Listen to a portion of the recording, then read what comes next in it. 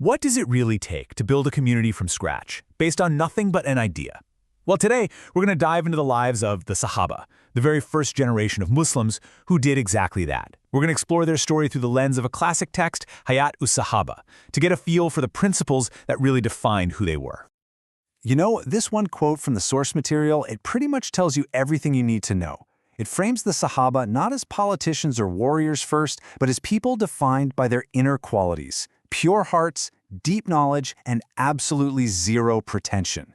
This isn't just presented as history, it's laid out as a blueprint for character. Okay, so let's get right into it. Who exactly were these people known as the Sahaba? What does that word even mean? To put it simply, the Sahaba were the original community of Muslims. These were the men and women who were right there. They personally met, learned from, and lived alongside the Prophet Muhammad. And that direct connection, it's absolutely crucial. It makes them the bedrock, the foundation of the entire tradition. You could say they were the first students, who then went on to become the first teachers. But here's the thing. The story of the companions, as it's told in these texts, it's not a story about things being easy, not at all. It's a story of incredible conviction being tested by almost unimaginable difficulty. You could say their faith was forged in the fire of adversity. In those early days in Mecca, this new belief wasn't just unpopular, it was dangerous. The people in power saw it as a threat to their entire way of life. And the texts give us some really stark examples. There's this one figure, Abu Dhar, who goes to the city center, declares his faith, and just gets beaten unconscious for it. But his conviction was so strong that he went back the very next day and did it all over again. Now this quote, it reveals a mindset that is just truly radical. It was spoken right before a huge battle against an army that was way bigger, way stronger. So naturally, people were getting scared. But listen to how Abdullah bin Rawaha reframes it. He reminds them, hey, we're not fighting to win or to survive. The biggest prize we can get is the very thing you're afraid of. It completely flips the script on what success even means. And this idea of being detached from worldly things, it went deep. It really shaped their whole approach to wealth and material possessions. I mean, the source texts are just packed with these stories of generosity that, from our perspective today, seem almost unbelievable. So this quote from Omar, it kind of sets the stage for one of the most famous stories. The community needed to raise funds for an expedition, and Omar saw his chance. He thought, okay, this is it. This is the day I finally outgive Abu Bakr. But it wasn't a competition for fame or status. The texts frame it as a race towards righteousness, a friendly but intense rivalry to see who could do the most good. And here's where it gets amazing. Umar, determined to finally win this friendly competition, brings half of his entire fortune. Just stop and think about that for a second. Half of everything he owned. It's a staggering amount by any measure. He must have thought, okay, I've got him this time. But then Abu Bakr showed up. And that was the mic drop moment. When the Prophet asked him, so what did you leave for your family? Abu Bakr's answer was simple.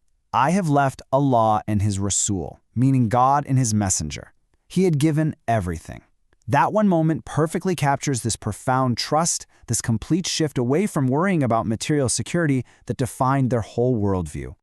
And this spirit of radical generosity wasn't just limited to those two. No way. On that exact same fundraising drive, another companion, Usman, steps up.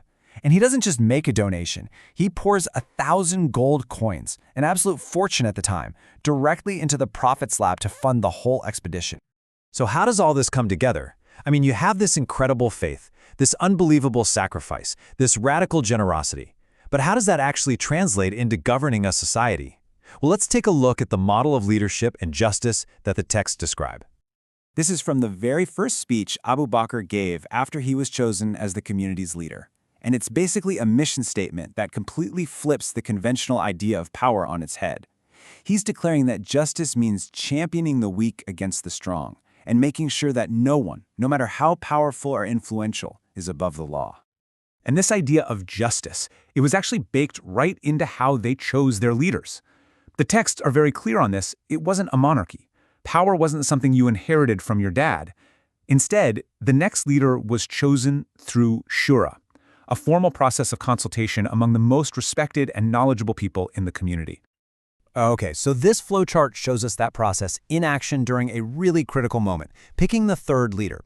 The current leader, Umar, is dying, but instead of naming his son, he appoints a council of 6 top companions. From there, the council narrows itself down, and they task one man, Abdurrahman bin Auf, with the final choice. But even he doesn't just decide on his own. He talks to the last two candidates, gets pledges from both of them, and only then does he announce his choice for Othman. And after that, the community follows. It's this deliberate, structured process built entirely on consultation, not just command. So after looking at their faith, their generosity, and their ideas on leadership, what's the ultimate legacy here? What's the enduring example that the Hayatus Sahabah is trying to show us? You see this consistent picture being painted, right? The ideal character they represent is this blend of deep compassion for their community, but also an absolutely unbending stance against injustice. It's a character defined by putting the spiritual way ahead of the material, a willingness to sacrifice everything for what they believe. And, like we saw earlier, even finding a kind of purpose and pleasure in hardship for a cause they felt was bigger than themselves. So we'll end with that principle from Abu Bakr's very first speech. In a world where power so often protects itself, what would our societies, our companies, our communities actually look like if leadership was fundamentally defined by the idea that the weakest among us are in fact the most powerful? It's a question that's just as relevant today as it was 14 centuries ago.